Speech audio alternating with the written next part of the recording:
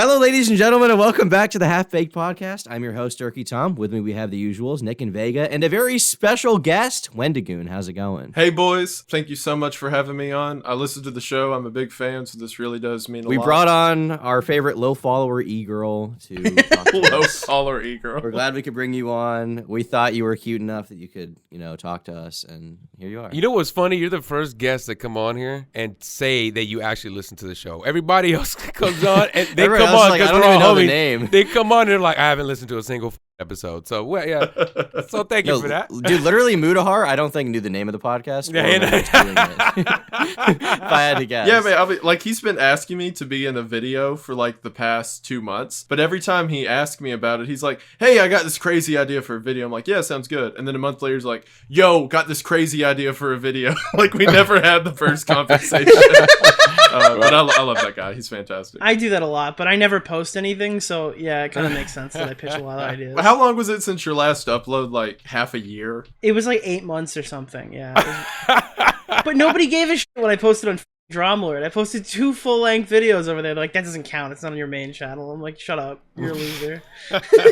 Well, in fairness, Comment Cop exposed you for being on payroll, so no one really, was down for that. You know what's funny? I released the Portnoy video so late, I actually didn't get paid for that one. Really? You got paid nothing? To this day, I've been paid for 1 video on the Dromlord. I hope he paid you well in G Fuel or something cool. He was entirely in NFTs. Yeah. No, I'm kidding. You got paid in Keemstar Bored Apes. Nicholas Diorio, great work on the video. And now, your free Bored Ape. Oh, and by the way, I don't want that to be misconstrued. I offered that because he was really pissed that it wasn't out on time. That's my fault, not his. He said something about his business being evaluated at $20 million on Twitter. What did that mean? I have no idea. You have no idea?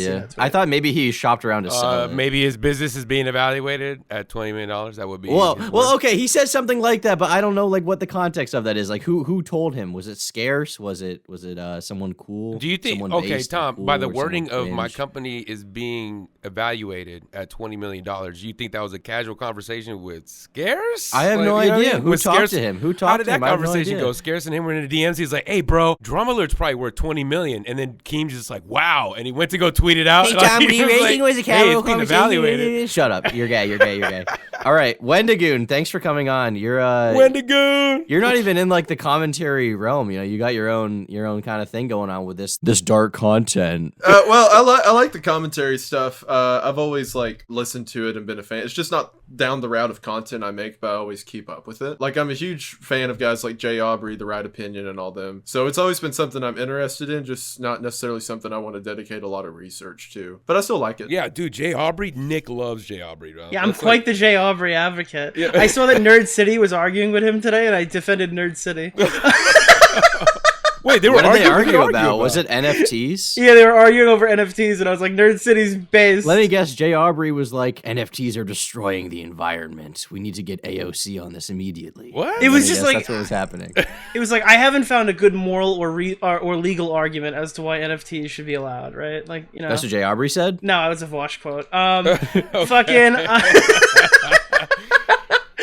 Not about NFTs. Right. No, yeah, it was just I don't know. I haven't heard a good argument for why NFTs are good, basically. That's what Jay Aubrey said? Yeah, I agree with a lot of people who have issues with NFTs. The people who say that they're all scams are probably just... They probably don't know what they are. But yeah, I think a lot of them are scams. I think that a lot of people do scam with them right now because it's new. I think 5-10 years down the line, though, this whole blockchain stuff with NFTs is going to be pretty mainstream. If you're looking at it as a cool not an investment, but a cool thing to own, it's cool. If you're looking at it as an investment opportunity where you're going to make all your money back, you're probably fucked. That is exactly it. The last part that you just said there, dog. Because there's only one Mona Lisa, motherfucker. You know what I mean? And they ain't being made right now. Yeah. So good luck. Mm-hmm. I basically see it as the same as purchasing in most cases Pokemon cards. You have your really rare collectible ones that go for really high values. But on paper, a Pokemon card is not intrinsically valuable. It's just what we ascribe to it. It's like money in that way. If we want to get philosophical about it, what even is the value of money? NFTs is a new dollar. Yeah, exactly. Because any fiat currency, the whole idea behind it is that we just agree that it is worth this much, even though it can't provide anything to it. My problem with NFTs isn't their existence or whatever. It's the same problem I have with things like Bitcoin, where a bunch of young guys who have some money are like, oh man, this is a great investment opportunity, rather than investing in like hard assets that they can, touch and not lose. Real something on the internet happens. So I kind of don't like them for what they've done culturally more than anything, but in concept, I mean, like, everyone traded CSGO skins back in the day. It's the same thing. Good way to support artists. Dude, NFT bros are so fucking cringy. Just the whole culture around them. It's like the worst new money cringe I've ever seen out of any, like... You said the culture. Well, you're not down for stick dicks or whatever? No. The Jake Paul, Logan Paul NFT? That doesn't get you going? Dude, people hated the Vine stars when those guys got money, dude. Oh my god, these guys are way worse. So what do? They like hang out in fucking mansions and shit, talk about bored apes and shit? What do you mean? Just a couple of bored apes hanging around. I feel like they would have like little, like they have no socks, but the loafers with the little short shorts and striped shirts and black nails. Black nails? Why you gotta call the black nails again? Yo, this is crazy. I had a guy hit me up on a verified account with .eth in his name, and he's like, dude, I can get you a check mark for $2,000. And I'm like, okay, I'll bite. How do you do that? Or whatever. How could I pay you that money? He goes, oh, it has to be done through a crypto transaction. And I'm like, yeah, there's no fucking way. Dude, the next day after I tell that guy no, that account was deleted. Whoa. Take notes, Wendigoon. Was it Linad? It was like a 70K fucking follower verified account. And like the next day, it had the same it had the same check mark. It had no profile picture, bio, anything, and it wasn't following anybody at all. The tweets were wiped. Holy shit. Conspiracies, man. You could have been bamboozled. Imagine how many check marks he got, people, and you missed out. Yo, Wendigoon, I'm curious about this, man, because you're saying you see the commentary community, right? So when did you, because I remember, probably Nick and Tom remember some of the first things they got introduced to this community's like existence and the culture and all that shit over here. What was like the first, like for me, it was the Fine Brothers thing. Like the first thing that got me into the commentary community? Yeah, where you just were like, what the fuck is this? And then you hopped in and you discovered that all these... Like the rabbit hole. Yeah. So roundabout, it was Leafy, because I used to listen... I heard Tom over here gasping. Wait, did you hear that? Like, yeah, control your dick, Tom. Three control to the your two, dick. to the one, to the three. Right, he's touching himself right now, Wendigoon. You don't even know. No, I'm hard. I'm not touching it till the end. I'm saving it for a good one. Right? No, so like I used to listen to Leafy a ton back in the day. My like routine was I would always turn on YouTube while I was playing like Call of Duty or whatever, and Leafy was my go-to. I just listened to him all the time. Like at first it was very mediocre. It was like a few people who would make like joke videos about him and he'd joke back. But I remember when like controversy with Leafy started. The first one was that I remember distinctly was when he made the video of the guy who turned out to be autistic who like put the eggs on top of Tommy. That's Tommy how Tommy came in. Exactly. That was the first time I remember being like, oh, there's something happening here. And then crazy, right? Yeah, that was wild, especially because like I was just listening to him in the background for the most part. Like it was entertainment, but I didn't put that much thought to it. And that was the first time I was like, oh, things are happening with people on the internet. And from there, it just kind of expanded into me looking at everyone. But yeah, I remember that distinctly as being like the beginning. I wonder if commentary, because it's so active all the damn time and it keeps on branching into like different genres and shit constantly just to, poke their heads in and do their thing. I wonder if that's an introduction to people even knowing that, that kind of like YouTube creator culture even exists. Because you see the videos and they're very like, formulaic and shit. You go and follow whoever, right? But then you're following their Instagram, their Twitter or whatever. And you know that they know people, but then when you get introduced to the commentary, they're saying all this crazy shit about what's going on between these people. It's like this crazy web of shit. Yeah, I feel like there's a lot of people who don't know that there's more to YouTube than just like the YouTube videos, You think it's like that, Tom? Yeah, I think there are a lot of people, but then like events like that, like you just described, happen where it's like, oh shit, there's like a bunch of people online talking to each other, interacting, and it's like its own little thing. If you don't know, it does seem like people are just uploading shit and that's it. Right. That's where it stops, Mm-hmm. I was going to say this, and I don't know if you're comfortable with it.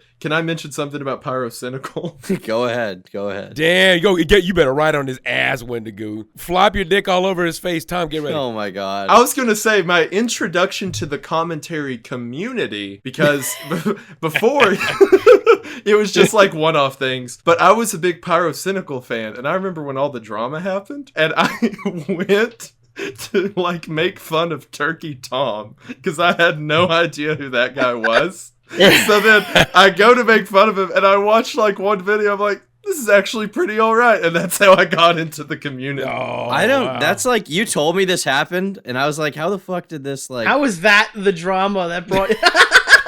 This must be the one guy because That's that was not hilarious. the impression. Actually, I just checked the likes and dislikes and it has no dislikes. So I guess Yeah. everyone must have really liked those videos. Yeah, all I 80,000 guess it kinda dislikes makes just got sense. ripped off that video. What the fuck? Jesus. I don't see any dislikes. All I see is 10,000 likes. I mean, that's pretty good. Like, straight up, the first time I ever heard from you was in his response. I was like, what's this twink doing over here? I'll go check him out. I watched one Twink. video. Don't act like that's not a good description. Accurate description. Thank you, Vega. I go and check you out, and then I just clicked on a random video. I wish I could remember which one it was. Did you post Futuristic Hub video before all that? Yeah. I did. It was after the fact, but it was his first big video back, I think, right? Yeah. That was one of the first ones I saw, and I remember thinking to myself, like, oh, this guy's pretty cool, and then that led me to finding everyone else. So, yeah, it's so thank Pyrocynical for putting me on this podcast. Big thanks to Pyrocynical. Thank you so much, Pyrocynical, for that one. Yeah. Somehow you landed here, and you said you actually listened to this podcast, which is kind of like fucked up. Like, I don't know. What? I remember I was listening to it at night while I was editing whenever you had Bigby on, and he was like, oh yeah, I'm going to go ghost hunting with Wendigoon, and hearing that was like getting hit by a truck, like just Yeah. completely unexpected. All right, so Wendigoon, you like the commentary stuff, but that's not the content you make. So I guess my question would be like, who inspired you in sort of that realm to make the content that you do now that has blown you up so much in the last year? I remember getting into YouTube when I was like probably 10 years old. I really started listening to it, and I love stuff like Leafy, but I was always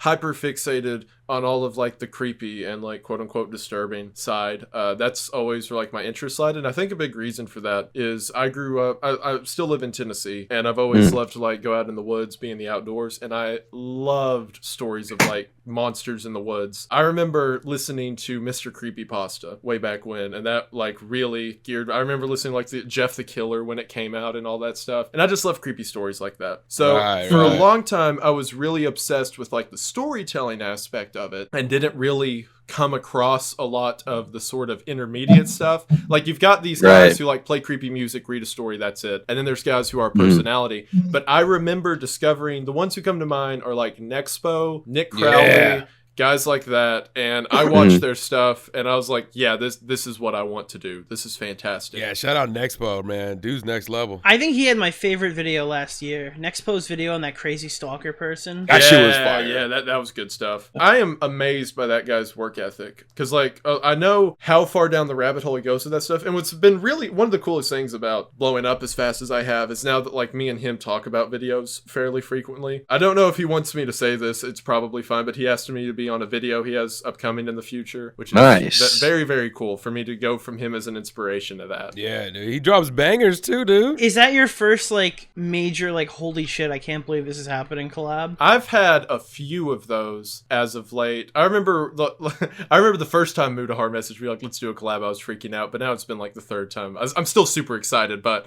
the newness of it's worn off a little bit. Right. He's jerking you along. Yeah. But I love Mudahar. I don't mean that in any negative way. It's just funny. But yeah, Nexpo, that was a huge one. I actually already recorded a feature for a Nick Crowley video. Oh, wow. That's supposed to come out soon. It's an iceberg, and since that's what got me going, he was like, hey, you should come in on this. So I did a tier of the iceberg. I don't know when he's releasing that, but it should be a pretty good video. That one was really cool. I'll say the first one that really blew my mind was Mr. Gigi. Mr. Gigi is a lot closer to what I do, I feel like, than people like Nexpo and Nick Crowley, because they are very good at the presentation side of it when it comes to like the horror aspect and everything. And early on in the beginning, I kind of decided for myself, I'm not going to be as good at this as they are, and I'm just going to come off as a clone. So I'm just going to talk about stuff I want to talk about, however I want to talk about. So it's much more laid back, much more lighthearted than their kind of stuff. It's just different kinds of content. Right. And Mr. Gigi kind of fits in that line. Mr. Gigi was a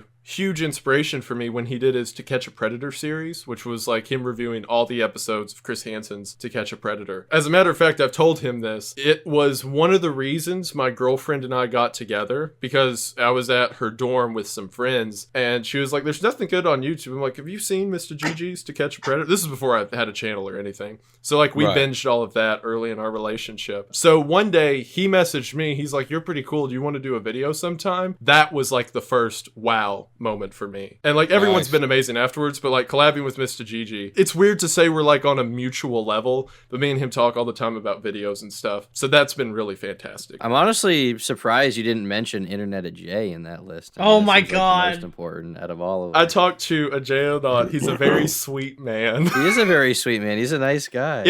It was so weird for me seeing like you guys go, well, I guess he really didn't, your video, because I was watching them as soon as they came out. I remember I was on a road trip with my girlfriend and she goes, oh my word. I go, what? And she just shows me the thumbnail you just posted about it. I'm like, put it on. And we listened to that, and then you went from that to like making out on the Twitter timeline. I don't know. Well, I just like, I can't spread hate too long. Eventually my hate evolves into love, much like a blossoming flower. Don't worry, Nick's got enough for the both of you. He does. Dude, hate dies, love arrives.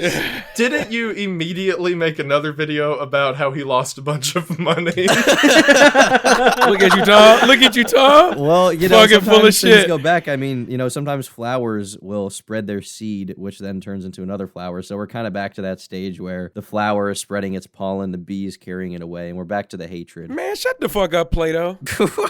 Dude, Wendigoon, I got 2 questions, man. Listen, this MLK video, this shit had me fucking hypnotized, man. I was telling you just before this, dog. I was like, yo, okay, I know this dude through mutuals. Let me go check out one of his shit. Dude, that shit sucked me in, homie. Damn, I thought you were gonna be like, that shit sucked. I was like, what the fuck, Vega? Holy crap, I can't He's out believe of you the said blue, that right? shit. I thought you were going to be like, that shit sucked better than the girl that I skipped half-baked to be with. Oh, come on. Are we sore about that? You went to church with a girl, dude. It was crazy. Yeah. Precisely. Went to confession with a girl. I- I meant to ask, okay, I want to bring this up on the podcast because this is something that I find really fascinating about you, Wendigoon. Just subtract my questions, Tom. That's fine. You can continue. Sorry, this is more important. Wendigoon thinks giants are real. He thinks giants are real. I'll He thinks answer giants you are in just real. a second. Tom won't shut up. Go ahead, Tom.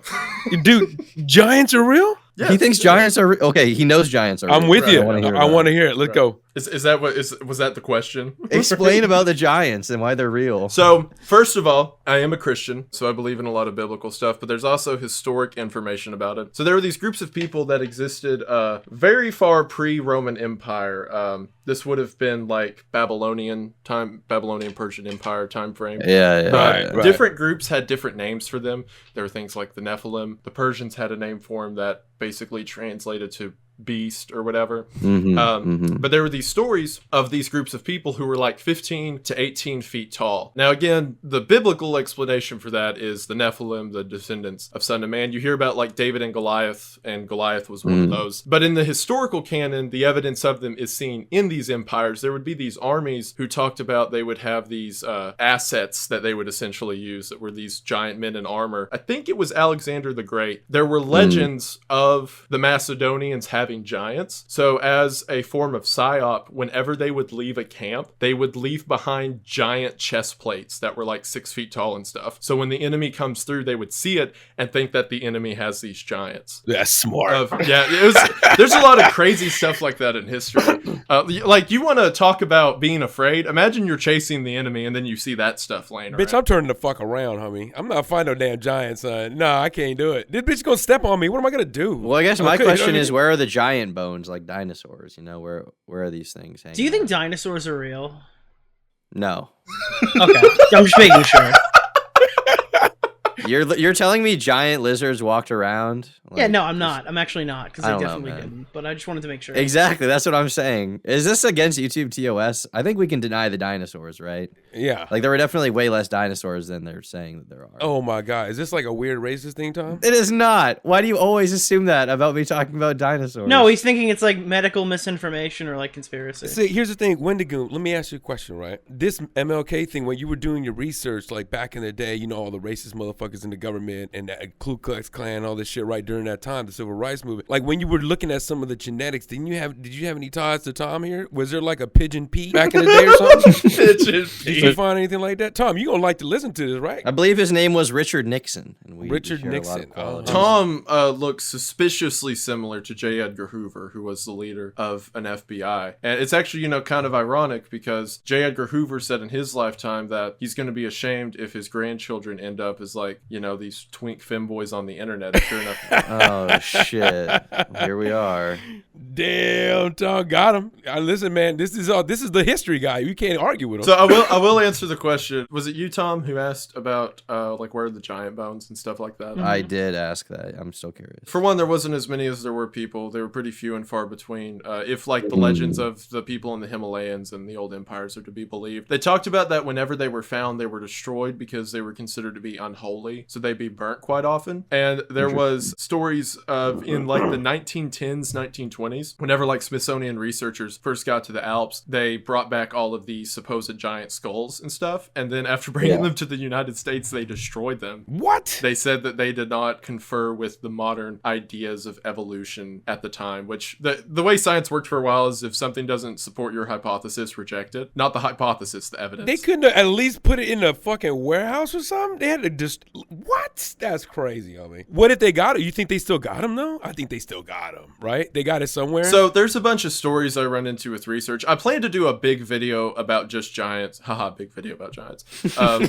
There's like been several stories specifically of these uncontacted tribes in the Himalayas that researchers show up and they're like, oh, hi, would you like to see our giant arm? And it's just like a 9-foot arm they've had forever and things like that. They're few and far between. I think they always have been, but they were pretty thoroughly wiped out, especially if you look at not just biblical, but like old Babylonian legends about them and stuff. They were always considered like monstrous creatures. So they got like giant-sided instead of genocided? Yeah. Were they like genius IQ? Were they Megamind level IQ, or were they like idiots, like fools? They had to. Whenever it talks about him, it said that the angels imparted to them the knowledge of sorcery, of black magic, and things like that. So at the time, yes, especially because a lot of the story surrounding them has to do with them conjuring spirits or demons. So they're like the super mutants in the wasteland. Sure, Tom used to stick So with what that. you're saying? So what you're saying is they got the skull somewhere under the Vatican. Probably, It most has likely. to be, dog. Who the fuck sees a giant skull and is like, listen, that's not science. Let's destroy it. Somebody got that shit somewhere. Yeah, I would say it's because one of the primary reasons for that is there was this push in like late 1800s, early 1900s to kind of develop a less spirit, which I'm not saying there's anything wrong with,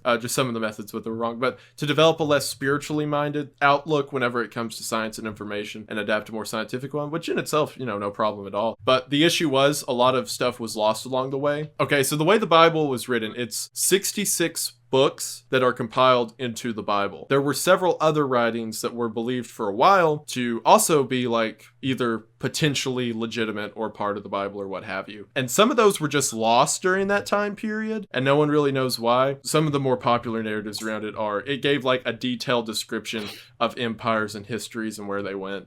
And someone was like, yeah, we don't need to legitimize this thing anymore. Let's just not worry. Giants about it. ate him. Yeah, They giants ate ate him. them, That's what happened to Caesar. Like That's history what I'm says he going got with. stabbed. No, the giants ate him. That's what I'm going with. Somebody tell Keemstar to put a fucking right about this shit, dog. Jesus. Why isn't Keemstar reported on the giant cover up yet? Jesus Christ. But it's stuff get like on that that I shit. love talking about. I think it's cool. I think it's a cool alternate way to look at history. So as you're doing all this crazy shit, and then you see on your timeline that Ethan Klein is fat shaming Nicholas Diorio, like, do you stop what you're doing and then you're like, wow, let me check this shit out, or are you just kind of like, god dang, son? Dude, I was thinking about the Giants, and then I saw that picture of Nick at VidCon. Jesus. So I'll say this, right? Like a lot of my interests when it comes to research are things more like that, or the MLK assassination or whatever. It is so nice for me to be in the middle of all that and to be like, Ethan called Nick fat. Yo, let's check this out. It's a very nice relief. I enjoy it. It's just stupid entertainment, basically, is like the way to look at it. Yeah. Which is why I appreciate on Tom Dark whenever you talk about that. You're always like, this is just fun. It's really not that serious. Well, I think that's an issue. The commentary community, perhaps partially due to my own doing, has become too serious, I feel. So we got to lighten things up, okay? All the commentary that's happened in like the last year is like so-and-so is a child blank, or they, like touch kids or whatever. And it's like, I really miss whenever it was just like, haha, this guy called this guy fat on the internet. Isn't that funny? Exactly. Calling people fat online is the funniest possible thing you can do. And for some reason, like, no one wants to do it anymore. Nick's title of his video is like H3 body shame me. Hey, what did you put in parentheses? My story. My story. And I had it out in under 24 hours. Nick, I meant to tell you, we talked about this a little bit before the podcast, before you were here because you were late. But we were talking about how I check my notifications on Twitter the other day, right? And I see that Keemstar has retweeted one of my tweets, and I'm like, oh, why is that? Why am I getting these people replying to me, replying to Keem and me? Why did he retweet me? So I look, and he retweeted like an 8-month-old tweet of me being like, I met Ela Klein on Roblox, and she told me that Ethan like can't fuck her because his dick doesn't work because he's fat and like on antidepressants.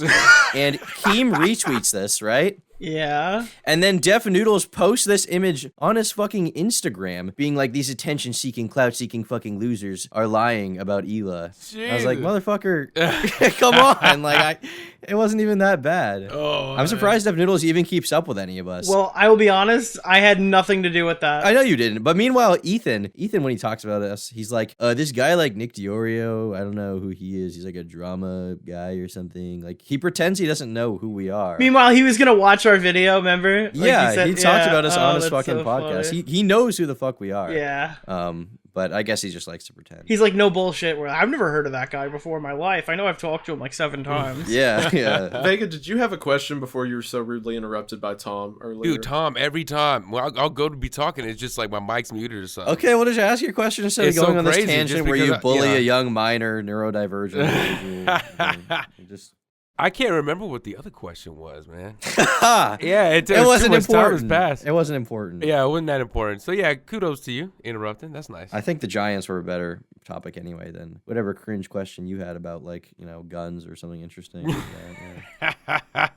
Dude, Wendigoon's a gun nut, dude. Does your audience know that? Can we say that here? Yeah. You can say my first videos on the channel are still gun related stuff. So, Fuck yeah. Yeah. I'm still I'm very open about it. My logo has a deer skull with night vision on it. So like if you know, you know. My first job was washing dishes at a steakhouse. I worked that for 3 months. And then for 3 years I worked selling guns at a gun store. And then after that, during that time and afterwards, I got really into building them. And still me and my dad build rifles all the time and stuff. Like that is the one hobby that I probably know more about or am more knowledgeable in than anything else. But it also has nothing to do with my YouTube channel. Yeah. Except for like in the MLK video, I could talk about ballistics and how rifling works and stuff. But other than that, it's not. I saw you tweeting about like where you were like replying to some tweet of someone being like, I don't know if it was M4. It was like this like reverse camo. It was like white and green, but like white was like the primary color on it. And this weird gun in Alaska. What the fuck was that about? It's a gun called the 1941 Johnson. Like in real life, it was going to be what the BAR eventually became, sort of. It was like an early prototype assault rifle that was going to be used, and it never really saw a lot of traction. But because of that, it's a World War II machine gun there's not a lot of, so they're super rare and expensive. It went around on the internet, I think in early 2000s, that a guy got a hold of one, like an original metal all wood one, and he like sawed the stock off. He put like a modern $20 foregrip on it. He painted the whole thing that disgusting white and green color. He literally JB welded a rail to the top of it so he could put a $10 like airsoft red dot sight on it. He took what is now like a $30,000 piece of history and absolutely destroyed it. So that was like a meme for a while. What was significant about that tweet is I hadn't seen that gun in 15 years, and then someone posted it's on sale here in Alaska. So somehow it wound up there. So I replied, I was like, do they ship weapons? If I get this, can they get it to me? But yeah, I love weird stuff like that. I wonder why if the BAR beat it out over politics or performance. The issue with the 1941 Johnson, well, I don't know how much you want me to go into like specifics. No, go into it. Hang on. Let me clock in real quick. I think probably the guy that invented the other gun was probably a pedophile, right? Is that okay? Is that now the audience is listening. Yeah. Keep going. Yeah, they're engaged again. Sorry. Yeah, that's what it was. So it was actually Hoover, which, as we established, is Turkey Tom's grandfather. Right. No, but so the 1941 Johnson had a lot of feeding issues. So World War II, as far as weapons goes, was the turning point because everything went from like bolt actions and implanted machine guns to try to make like fully automatic troop deployable weapons. And the issue with the 1941 Johnson was pretty much the issue everything had. They could not find a way to get the bolt and the magazine to feed fast enough in order to allow the weapon system to like be reliable. So what would happen is your bolt would either go too fast for the magazine and and you'd get what's called a bolt override and a bullet wouldn't feed, or the casing couldn't eject out before the bolt could get there. There's this real experimental time. The reason the BAR won out is because their solution was to just make the bolt really, really heavy. So in other words, since it's so heavy, it can't move as fast, which gives everything in the gun enough time to travel forward. That was at least on initial models. What's funny about the BAR, it has 2 settings, because once they figured out, how to make a machine gun shoot faster, they put that into the BAR, but they still had all the stuff for the original setting, like the spring and disconnector stuff. So the final BARs that were deployed to troops had a setting for fast full auto and slow full auto. And that was it. There was no semi-automatic setting. You can make it shoot really fast or really slow, but they were both fully automatic. And that's why guns around World War II were really cool, because they were all trying to figure out what to do. That gun was developed by John Moses Browning, who is the guy who eventually developed the Browning High Power. His gas-fed system is what led to the M1 Garand and eventually like every modern carbine to come afterwards. He actually died at the table while building the Browning High Power. Or at least that's how the legend goes. Yeah, dedication. That guy knew. Jesus Christ, dude. Wendigoon, you need to like focus up and try to cure cancer or something.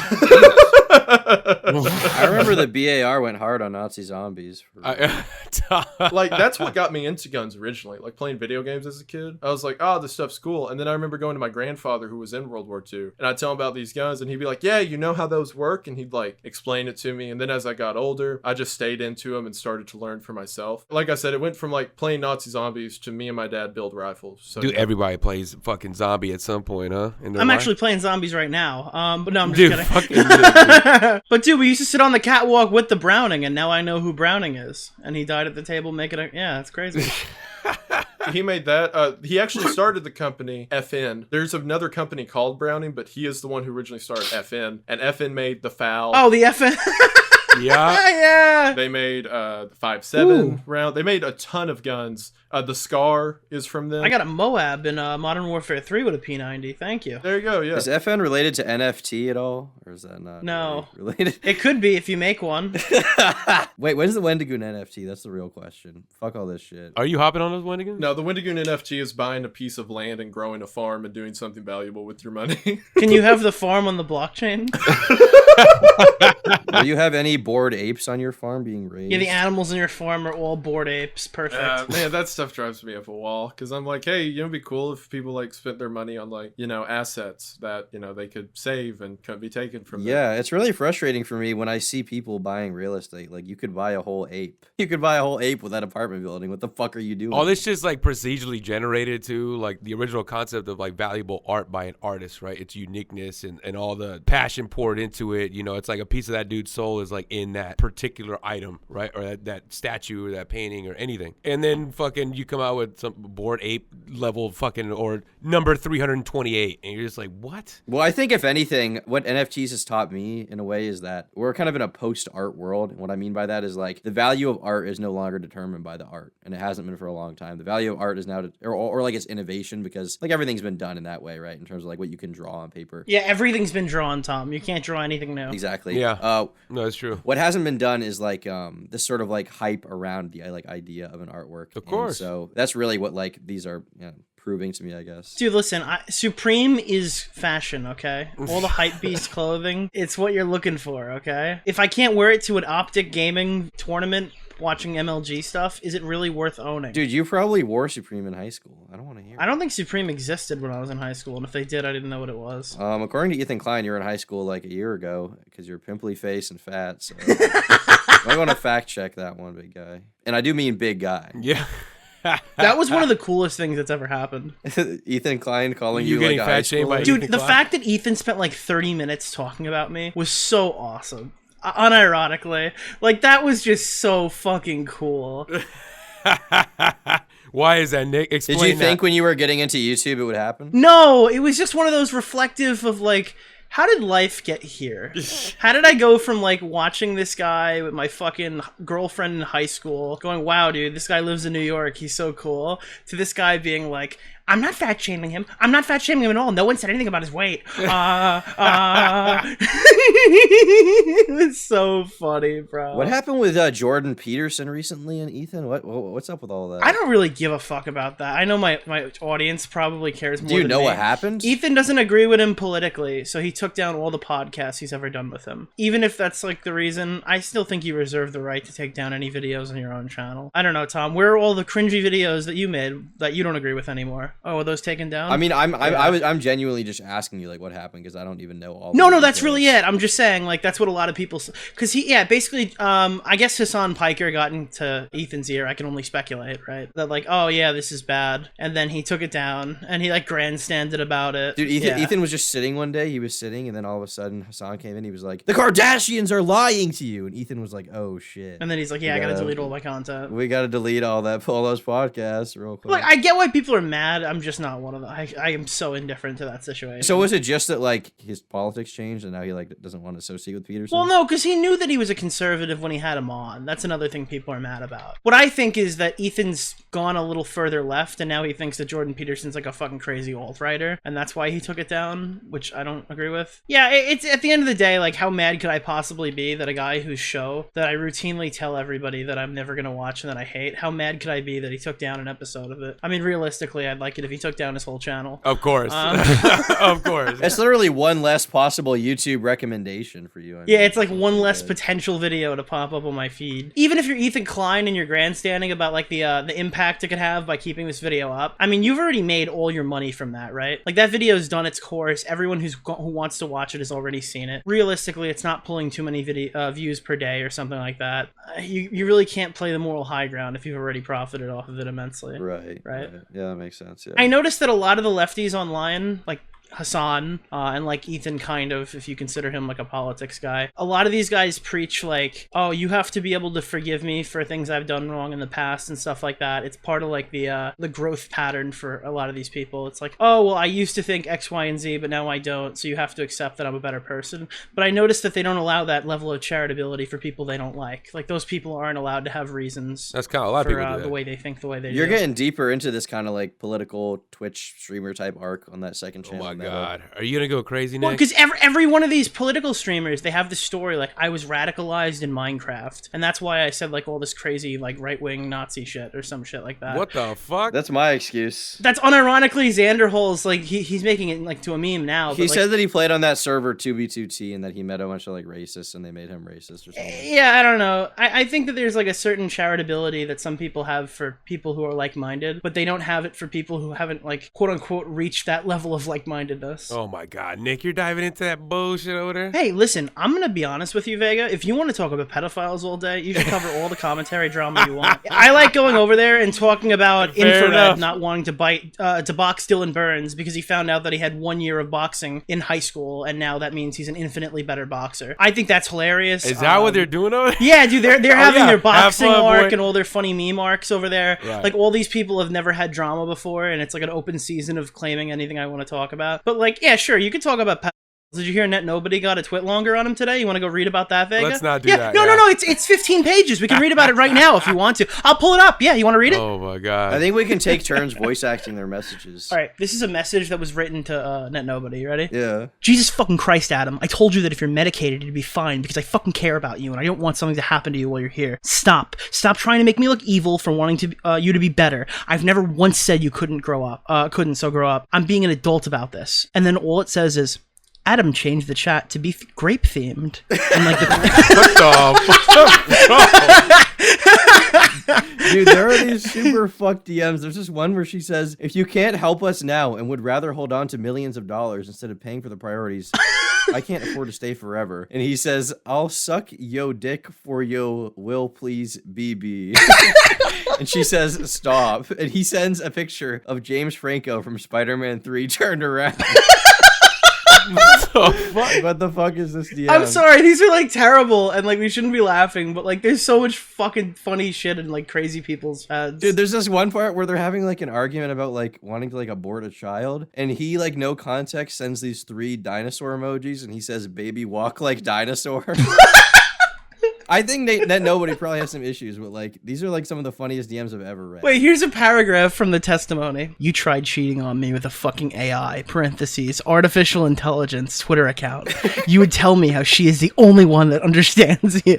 And you would wake up people in the middle of the night to tell people about the AI. I believe that nobody did that. I believe genuinely that he said that he What does that mean? Like he actually like fell in love with the AI? Dude, he started fucking Deep Leffen bot. Dude. I don't know. I wish people would...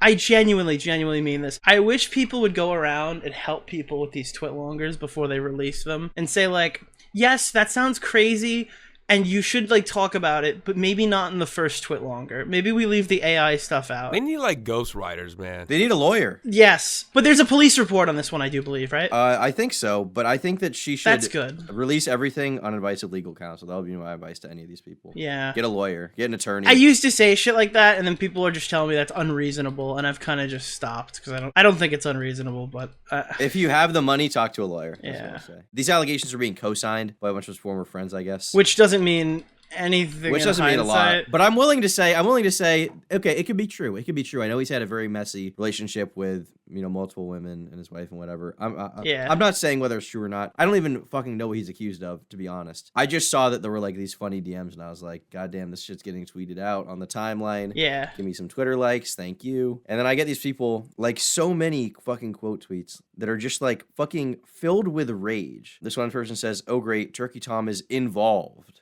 Fuck you. What do you mean involved? I quote tweeted it. Someone says, anyone who thinks the situation can be joked about in any way needs their balls snipped off with a wire cutter. How is this funny, you freak? Can you go the fuck away if you ain't going to take this situation seriously, weirdo? What the fuck did that nobody do? Here's the deal. That nobody got accused of a lot of things. I just want to take this moment to remind you that anything that any of us say doesn't fucking matter on the subject. We're just a bunch of idiots on a podcast. We're not the police. We're not fucking judge, jury, executioner. Nobody None listens of us, to us when we say that. It's not like if they are real, it's not like I like hurt the veracity of the allegations, right? Like I didn't hurt their credibility. I just saw this dumbass DM where he was like, he like said the N-word to her, like, and she was just like, you can't say that. He was like, sorry. And then I see these other ones where he's like dinosaur baby walk or some dumb shit. And then I see, whatever the one you read was, like, it's just like bullshit. So I don't know. I like to see the levity in these things rather than letting them get me so down. But I guess for some people that's not all right, but whatever. Tom, jokes aren't funny. What's wrong with you? I know, man. Everything's ultra serious, and I get like they should be ultra serious and stuff like this, but like you can't expect every single person online to react in the conformed way that you're asking when you post something out into the public space. You can't expect everyone to be as invested as you are. Yeah. This shit don't bother you though, right? People saying that shit to me? Yeah. No. No, I don't really care. I mean, it bothers me enough fuck to 'em. talk about it Yeah. on a podcast and call them stupid, but Yeah. I would say that's the extent of it. Dude, you want to hear some shit that fucking bothers me? Yeah. I'm in a predicament where I'm big enough that, like, I feel like I would be doing a disservice if I went, oh, you're just a small YouTuber. I shouldn't respond to you, right? I feel like I should treat everybody fairly equally. But every time I do respond to any small YouTuber, like I respond in their comment section, they just make a fucking 20-minute video about it. Okay. It's infuriating. It's like, okay, so I don't want to acknowledge you, but I should acknowledge you, so I will acknowledge you. And then instead of responding in good faith, it's like, Nicholas Diorio has a big problem with my video. It's like, all right, just go fuck yourself. Who did this to you recently? Like, what happened? It's just one of the guys who, like, I'm pretty sure he, like, defended, like, Without a Crystal Ball back in the day and hates us. But yeah, it was like somebody was saying that I was, like, a huge clout chaser because I was, like, friends with Shannon. And now all of a sudden when it was convenient or whatever, I, like, backstabbed her or some shit when she's, like, a schizo stalker lady. And I just kind of waited for her side of the story before I made a judgment call. With people like that, I usually just ignore them. And within a few months, they'll just peter out. Has Creepshow Art ever donated to you, Wendigoon? Not that I know of. The only person who I've talked to from like the art community, quote unquote, is Aziz. That's just because I like her videos. Izzy's or whatever. Yeah, okay. I know like who her that stuff is. pretty good. I was actually I mean, she doesn't know this. I was thinking about inviting her onto a video soon because art is related to one of those. But she's really the only one I've ever had contact with. I will say I'm really bad about checking my email, so there's a chance Creepshow said something, but not that. Oh, did you know her? No. I just knew the drama. Oh, okay. Not okay. personally or anything. You watch all that shit go down? Yeah, I watched like all the boys' videos about it. And stuff. We didn't talk about any of that on the podcast yet. Tom, do you think that was a risky maneuver dropping that twit longer before I was entirely sure that it was real? No. I think it was fine. Because I'm now convinced fully that it is, because like people responded to it as if the allegations were legitimate. Like there's no way that someone who was impersonating Shannon can know about like the deal she had with her artist and how much Shannon tipped her. That's impossible. For me, like there's that, but also it just seems so in character, you know. It was so in character, because you know the lore of how that was gotten, right? I didn't really make it extremely clear in the video. She sent it to some like weird like internet spurgs, right? She sent it to the fake Shannon Twitter account. Wait, why? You know Medicare Fembot? Yeah. She sent it to Medicare Fembot. Why?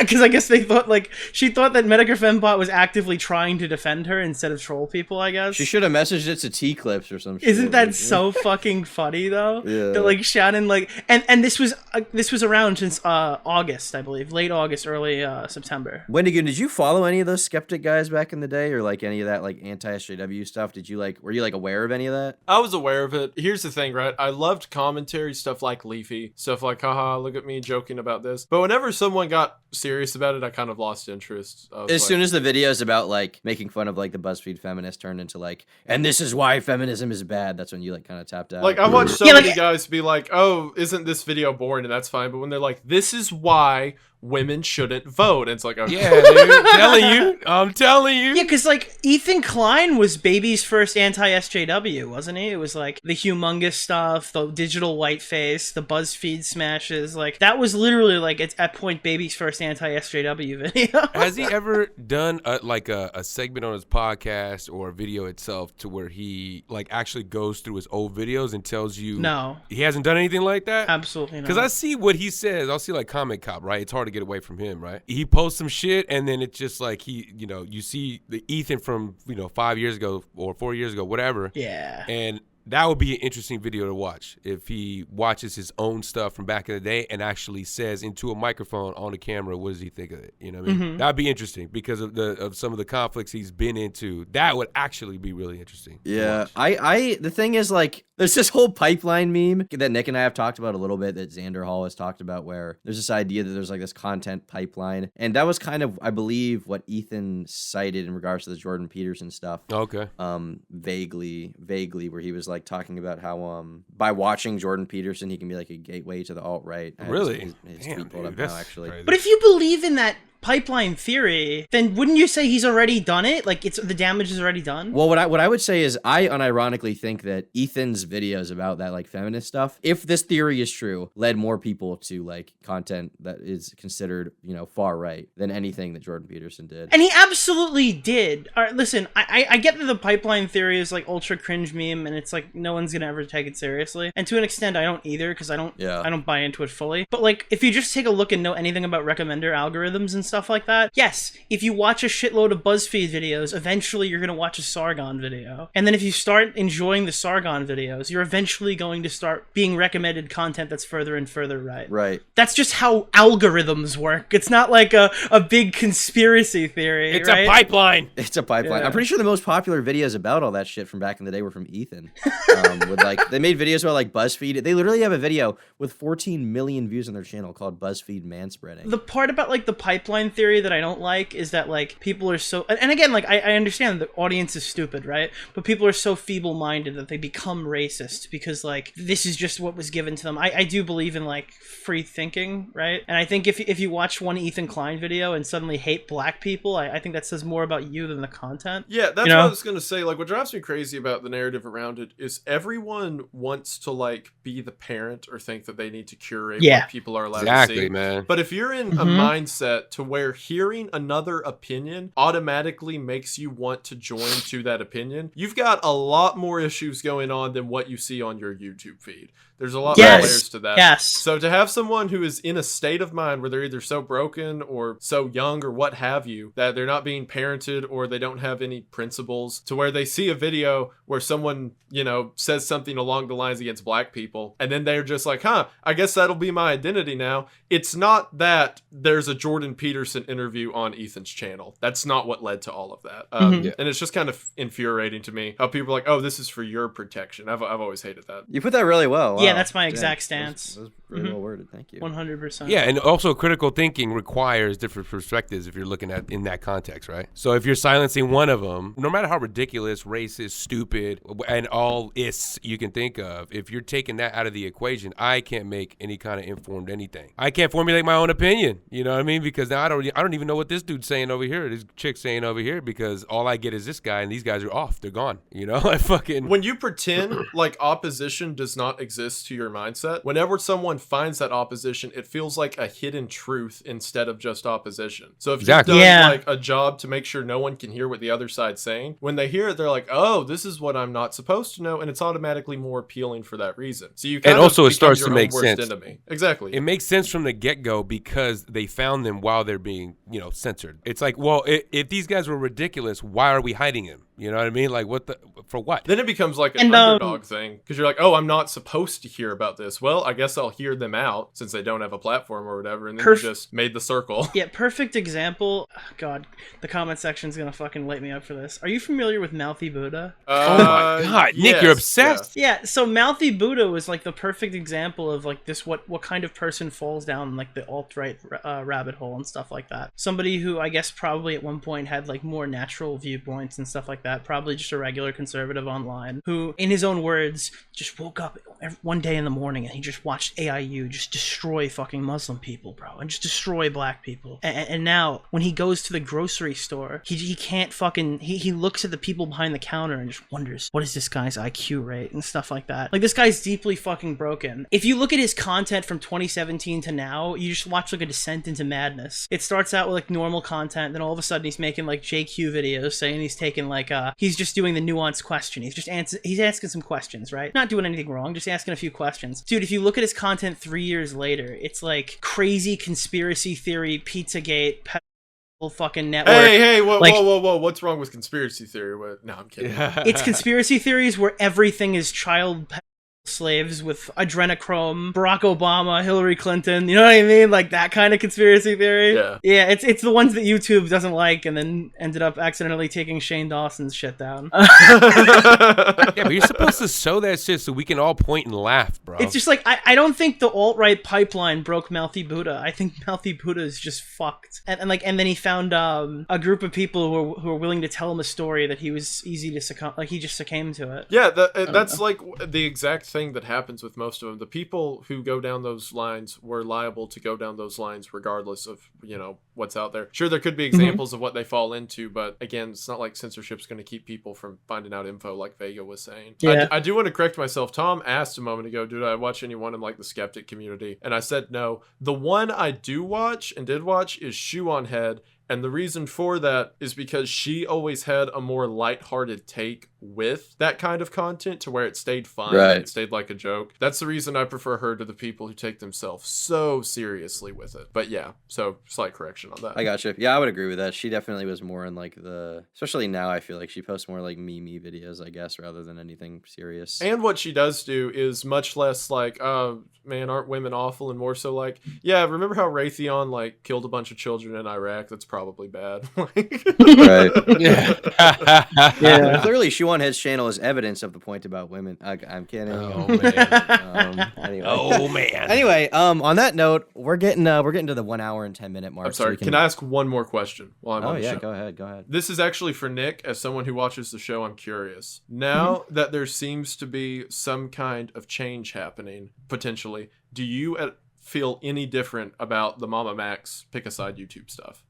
So I said this to Max. I think I messaged him privately afterwards.